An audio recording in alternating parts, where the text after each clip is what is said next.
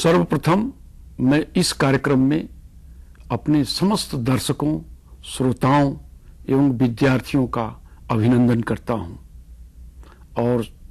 साथ ही ये प्रश्न मैं उनके सामने रखना चाहता हूं कि क्या आपने कभी ये सोचा है कि आप इस पृथ्वी के समस्त प्राणियों में विकास के पैमाने पर सबसे आगे हैं? वे कारण कौन से हैं जो आपको विकास के पैमाने पर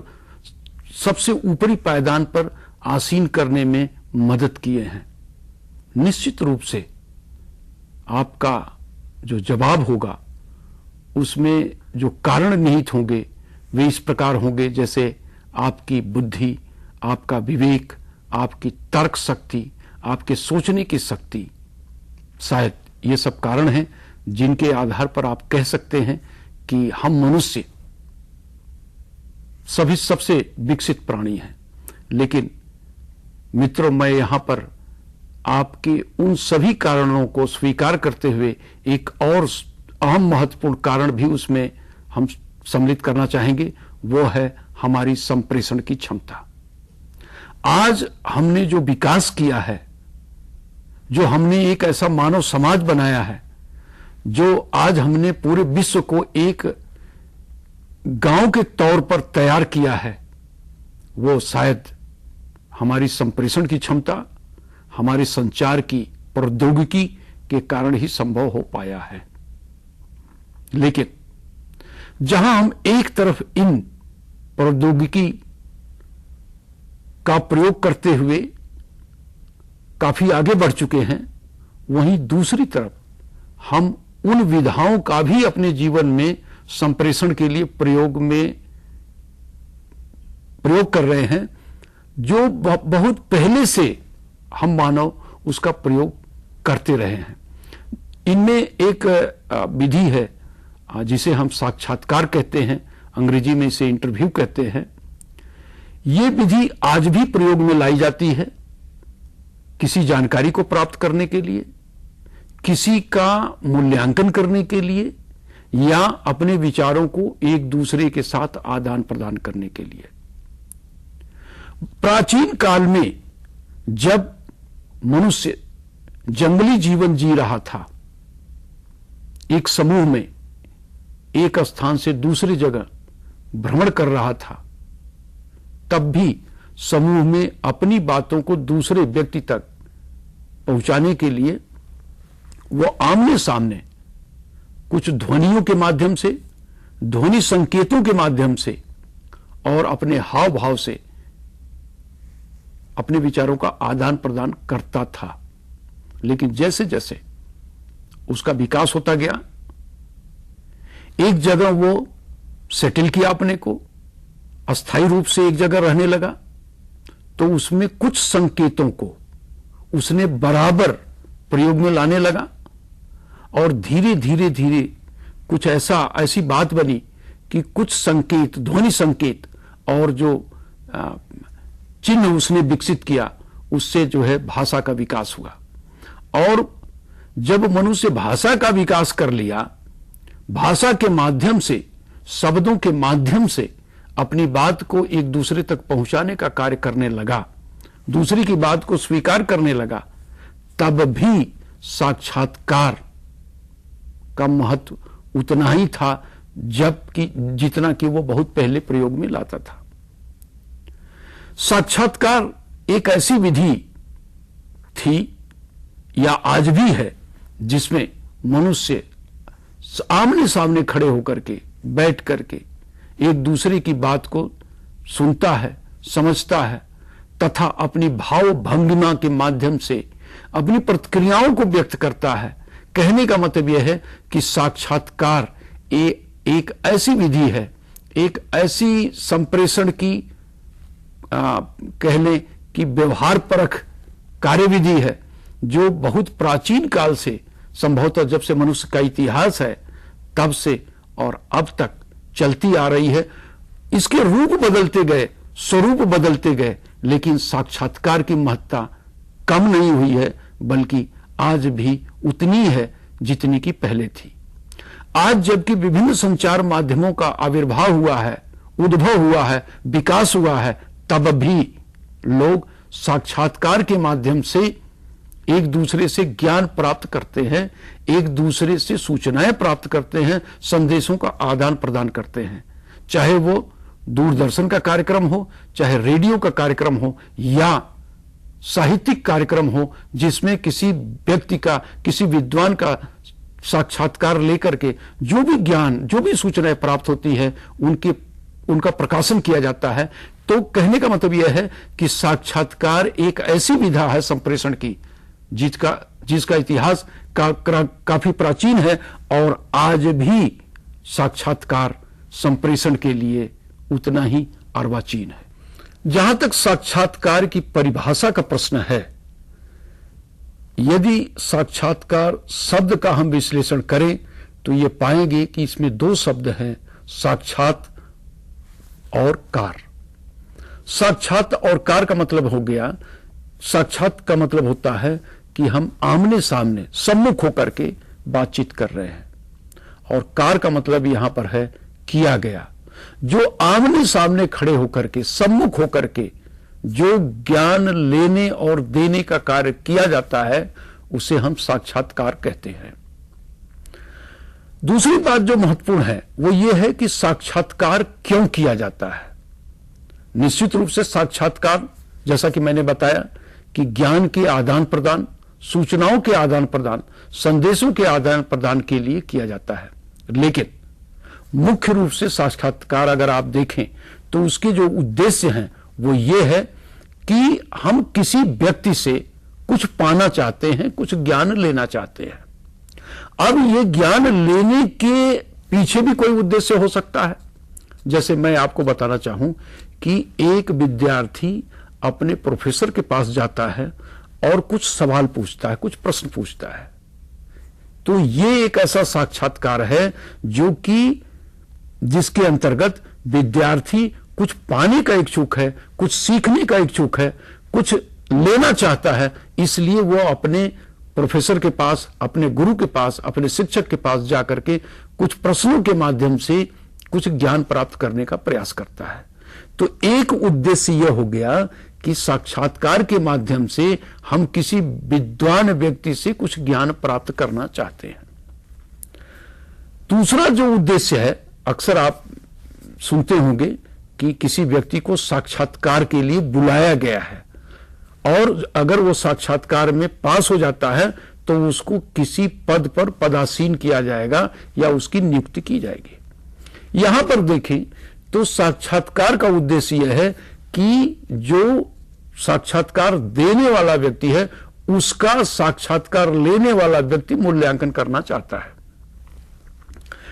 इसलिए कि मूल्यांकन के उपरांत अगर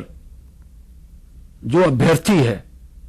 जो साक्षात्कार देने के लिए आया है, अगर उसके ज्ञान का लेवल एक निश्चित सीमा तक है तो उसको नियुक्त किया जा सकता है, उसका चयन किया जा सकता है, अथवा उसका चयन नहीं किया जाएगा। तो कहने का मतलब यह हुआ कि हम साक्षात्कार के माध्यम से जहां अपने से बड़े, अपने से विद्वत जन का साक्षात्कार लेकर के ज्ञान प्राप्त करना चाहते हैं, वहीं दूसरी तरफ किसी अभ्यर्थी का, किसी साक्षात्कार देने वाले का हम उसके ज्ञान के, सूचनाओं के स्तर का पता लगाने का भी कार्य करते हैं। लेकिन दोनों उद्देश्यों को पूरा करने में हम जो साक्षात्कार की प्रक्रिया को अपनाते हैं उसमें मुख्य रूप से दो पार्टी होती है, साक्षात्कार लेने वाला, साक्षात्कार देने वाला। साक्षात्कार लेने वाला प्रश्नों के माध्यम से साक्षात्कार देने वाले को उद्दीप्त करता है, उसको जवाब देने के लिए प्रेरित करता है, और जब जो साक्षात्कार देने वाला है सही जवाब देता है तो उसके आधार पर साक्षात्कार लेने वाला संतुष्ट होता है यदि वो ज्ञान प्राप्त करने के लिए आया है, अथवा वो उसको रिकॉर्ड करता है और उसके आधार पर जो साक्षात्कार देने वाला है उसका मूल्यांकन करता है। तो यहां पर मैं इसको समेटते हुए यह कहना चाहूंगा कि साक्षात्कार में दो पार्टी होती है, दो व्यक्ति हैं। साक्षात्कार लेने वाला, साक्षात्कार देने वाला। कभी कभी साक्षात्कार लेने वाला वो केवल एक व्यक्ति होता है, लेकिन कभी कभी ये देखने को मिलता है कि साक्षात्कार लेने वाले कई होते हैं। जैसे आपने देखा होगा कि जब आप किसी पद के लिए आप साक्षात्कार देने जाते हैं तो वहां पर 4-5 विद्वत जन होते हैं, एक्सपर्ट्स होते हैं, वो आपसे बारी बारी से सवाल पूछते हैं और उसके आधार पर एक निर्णय लेते हैं कि आपका चयन किया जाए अथवा नहीं किया जाए। लेकिन कभी कभी ऐसा भी होता है कि आपने देखा होगा कि खास करके रेडियो का कार्यक्रम बनाया जाता है या दूरदर्शन के लिए कार्यक्रम बनाया जाता है, तो उसमें एक व्यक्ति साक्षात्कार लेने वाला है और जबकि साक्षात्कार देने वाले 3-4 व्यक्ति हो सकते हैं या एक व्यक्ति हो सकता है। तो यहां पर स्थिति जस्ट आप कह लीजिए कि उल्टा हो गई। साक्षात्कार देने वाले कई हैं, साक्षात्कार लेने वाला एक है। साक्षात्कार लेने वाला बारी बारी से सभी व्यक्तियों से प्रश्न पूछता है और उस प्रश्न के माध्यम से वह जो है साक्षात्कार आधारित एक कार्यक्रम का निर्माण करता है। और ये कार्यक्रम अगर दूरदर्शन और रेडियो के लिए बनाए गए हैं तो इससे केवल साक्षात्कार लेने वाला लाभान्वित नहीं होता, इस उद्देश्य नहीं होता है यह साक्षात्कार की प्रक्रिया, बल्कि इस उद्देश्य के साथ इसको पूरी की जाती है कि अगर यह साक्षात्कार के आधार पर निर्मित कार्यक्रम दूरदर्शन पर दिखाया जाएगा या रेडियो के माध्यम से सुनाया जाएगा तो जो श्रोता होंगे, जो दर्शक होंगे, वे लाभान्वित होंगे। साक्षात्कार एक ऐसी विधि है जिसका मानव जीवन में बहुतायत प्रयोग होता है। अगर हम देखें तो लगभग हर जगह, हर समय किसी न किसी तरीके से हम साक्षात्कार लेते हैं और देते हैं। जैसे अगर आप किसी अपने संबंधी से मुलाकात करने जाते हैं इस दिवाली के अवसर पर और ये कहते हैं कि आपकी दिवाली कैसे बीती, क्या क्या खाया, कितने पटाखे छोड़े, किससे किससे मिले, क्या सोचा, क्या नया किया, क्या खरीदा, अगर इन प्रश्नों के माध्यम से अगर आप कुछ पूछते हैं उससे तो जो जानकारी प्राप्त होती है वो निश्चित रूप से उसकी आप कह लें कि शैक्षिक महत्व बहुत ज्यादा भले नहीं है, लेकिन आपके लिए वो जानकारी कहीं न कहीं कुछ न कुछ मायने रखती है। तो यहां पर मैं ये कहना चाहता हूं कि साक्षात्कार आम जन प्रयोग करके जानकारी प्राप्त करता है, लेकिन जब हम किसी विषय के विद्वान से बातचीत करके प्रश्नों के माध्यम से कोई जानकारी प्राप्त करते हैं, कोई ज्ञान प्राप्त करते हैं और उसको हम प्रकाशित कर दें तो ये दूसरे के लिए भी काफी लाभ की जानकारी हो जाती है, लाभ का ज्ञान हो जाता है। वो विद्वान किसी भी विषय का हो सकता है, वो इतिहास का जानकार हो सकता है, वो भूगोल का जानकार हो सकता है, विज्ञान का जानकार हो सकता है, गणित का जानकार हो सकता है या मीडिया का जानकार हो सकता है, वो किसी भी विषय का जानकार हो सकता है। और उससे जो जानकारी प्राप्त होती है, जो ज्ञान प्राप्त होता है, वो स्वयं साक्षात्कार लेने वाले के लिए तथा प्रकाशित होने पर या ब्रॉडकास्ट होने पर वो और जनता के लिए, आम जन के लिए लाभकारी हो सकती है। जहां तक हिंदी साहित्य का प्रश्न है, इसमें साक्षात्कार का प्रयोग सर्वप्रथम बनारसी दास चतुर्वेदी ने किया। उन्होंने रत्नाकर से बातचीत शीर्षक को लेकर के विशाल भारत में सितंबर 1931 में प्रकाशित किया और 1932 में उन्होंने प्रेमचंद के साथ 2 दिन नामक शीर्षक पर साक्षात्कार लेकर के विशाल भारत में ही प्रकाशित किया।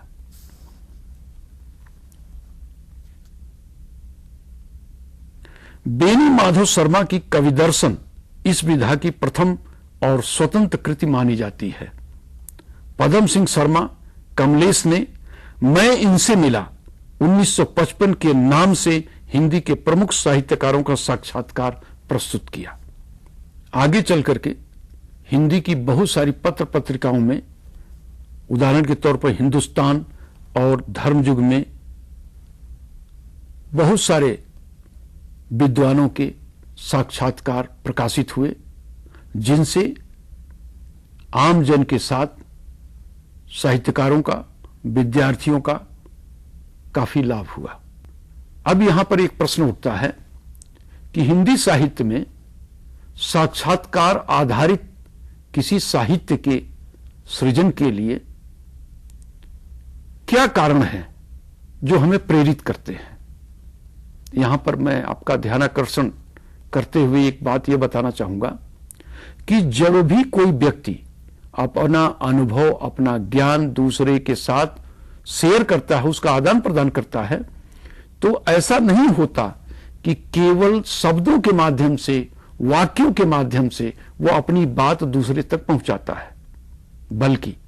उन परिस्थितियों की भी चर्चा करता है जिनके आधार पर, जिनके द्वारा प्रेरित होकर के उसने ये ज्ञान प्राप्त किया या अनुभव प्राप्त किया।